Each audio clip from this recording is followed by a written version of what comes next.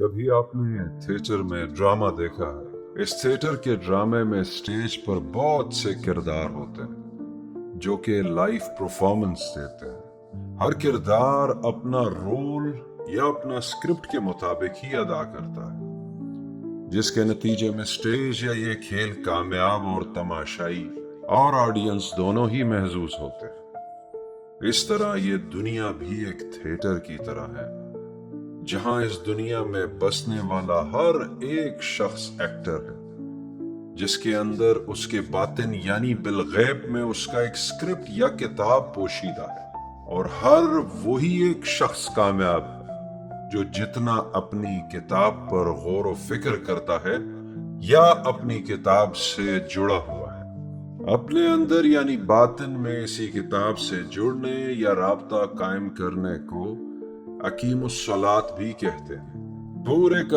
پورا قرآن بالغیب کی بات کرتا ہے، اور یاد رہے کہ کتاب بھی بالغیب ہی کا ایک نہایت ہی اہم حصہ ہے۔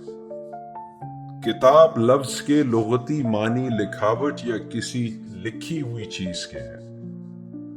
ہم لوگ کتاب صرف ظاہری سمجھتے ہیں اور اسے کاغذ، قلم، پتھر، پتوں یا ہڈیوں پر کوئی لکھی ہوئی چیز سمجھتے ہیں۔ قرآن کے مفہوم میں کتاب کوئی بھی ایسی شے ذہن میں جو چیز نقش ہو یا لکھی ہوئی ہو۔ کتاب کی مثال بالکل GPS سسٹم کی طرح ہے۔ چلے ایک مثال لیتے ہیں کہ جیسے ہم کام پر روزانہ جاتے ہیں تو ہمیں باہر سے کسی ظاہری نیویگیشن یا کاغذ پر چھپے ہوئے میپ کی ضرورت نہیں ہوتی، نہ ہی اس سے مدد لینی پڑتی ہے، بلکہ ہمیں صحیح طور پر معلوم ہوتا ہے کہ کب کہاں جانا ہے، کتنے سٹاپ ہے اور کہاں پر اترنا ہے۔ کتاب کبھی بھی ناکارہ اور بیکار نہیں ہوتی، بلکہ اس میں ہدایت ہے ان لوگوں کے لیے جو غور و فکر کرتے ہیں۔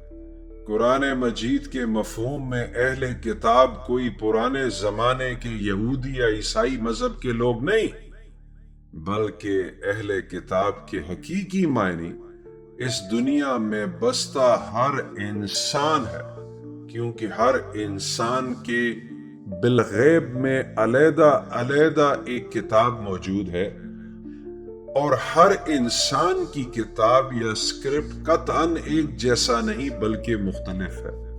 قرآن کے مفہوم میں ہماری کتاب ہمیں جو ہدایت دیتی ہے، اسی سے قرآن، فرقان، ہدایت، ذکر اور حکمت کے چشمے پھوٹتے ہیں۔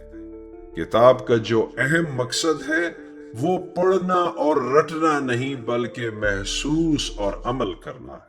قرآن سورۃ البقرہ کی آیت نمبر 146 میں اور سورہ انعام کی آیت نمبر 20 میں فرماتا ہے کہ تم اسے اس طرح جانتے ہو جیسے اپنے بچوں کو۔ سورہ یوسف کی پہلی آیت میں اسے کتاب مبین بولا ہے۔ مبین اسے کہتے ہیں کہ جس کو باہر سے کسی اور روشنی کی ضرورت نہ ہو، یعنی جسے خود کی روشنی میں سمجھا جا سکتا ہو۔ یہ دنیاوی کسی Arabic, Urdu, English, French, Chinese کی محتاج نہیں ہوتی۔ قرآن مجید میں کتاب کے ساتھ اکثر اتلو آیا ہے۔ قرآن کی سورہ نمبر 29 آیت نمبر 45 کے مفہوم کے مطابق گا کر پڑھنا نہیں بلکہ پیروی کرنے کے ہیں۔ سورہ نمبر 17 آیت نمبر 14 میں اقرا کتاب کا، یہاں پر اپنے ذہن کی کتاب پڑھنے کا حکم ہے، کیونکہ آپ کی اپنی کتاب ہی سے آپ کے نفس یا نفسیات کا حساب منسوب ہے۔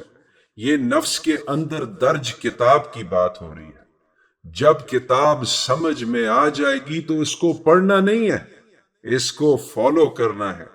سمجھیں گے تب جب آپ کو رحمان اپنی آیتیں پڑھ کر سنائے گا۔ اپنے اندر کی کتاب سے جڑنے کو ہی اقیم الصلاۃ کہتے ہیں۔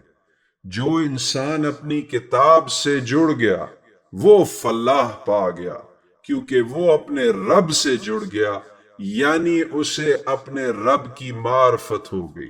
سورۃ البقرہ کی پہلی 5 آیات بھی بتاتی ہیں کہ کتاب سے ہی ان لوگوں کو ہدایت ملتی ہے جو کہ غور و فکر کرتے ہیں، خبردار و ہوشیار رہتے ہیں، اور یہی ہدایت ایسے لوگوں کو کامیابی کی جانب لے جاتی ہے۔ قرآن کے مفہوم کے مطابق ہر کسی کے اندر ہی ایک کتاب یا اسکرپٹ موجود ہے جو کہ اس کی زندگی کے بارے میں ہے، جس میں ہدایت بھی ہے، فرقان بھی، قرآن بھی اور ذکر بھی موجود ہے۔ قرآن کی سورۃ البقرہ 121 آیت کے مطابق کتاب ہمیشہ حق کی تلاوت کرتی ہے۔ سورۃ البقرہ آیت نمبر 44 کے مطابق کتاب کو بھول جانا یعنی اپنے نفس کو بھول جانا ہے۔ سورہ بقرہ 144 میں کتاب کو قبلہ بولا گیا ہے۔ کتاب ہی قبلہ اور کتاب ہی مسجد الحرام ہے۔ کتاب کی طرف رجوع ہونا یعنی کہ مسجد الحرام کی جانب رجوع ہونا ہے۔ کتاب کو قبول کرنا یعنی کو کتاب کو قبلہ بنانا ہے، کیونکہ کتاب ہی حق ہے۔ مگر افسوس یہ ہے کہ ہم ہزاروں کتابیں پڑھ کر ڈاکٹر، وکیل، جج تو بن جاتے ہیں، لیکن اپنے ذہن میں موجود کتاب کو نہ پڑھ، نہ سمجھ اور نہ ہی اس کی پیروی کر پاتے۔ ہمارے سارے کا سارا وقت لوگوں کی زندگیوں میں جھانک کر ان کا اسکرپٹ کاپی پیسٹ کرنے میں رہتا ہے۔ یہی وجہ ہے کہ ہم اپنی زندگی میں ہمیشہ ناکام رہتے ہیں۔ لوگوں سے مشورے تو لے لیتے ہیں، لیکن کبھی خود کے بالغیب میں موجود اپنی ہی کتاب سے مشورہ نہیں لیتے۔ تنہائی سے ڈر لگتا ہے تو موبائل فون اور ٹی وی یا دوستوں کے ساتھ فضولیات میں وقت برباد کرتے ہیں۔ یاد رہے، ہمارے اندر یعنی ہمارے باطن میں ہماری کتاب بالغیب میں موجود ہے۔ اس کے لیے کسی غیر زبان کے سہارے کی ضرورت نہیں، یہ ہماری ہی مادری زبان میں ہے، بس غور و فکر کی ضرورت ہے۔ پھر ہمیں ہمارا الرحمن اپنی ہی کتاب پڑھائے گا اور ہم کتاب سے جڑیں گے۔ ہدایت کے رزق کی ہم پر بارش ہوگی، اور یہی فکر ہمیں نہ صرف تقویٰ بلکہ ہمارے لیے ایک عظیم کامیابی کا راز بنے گی۔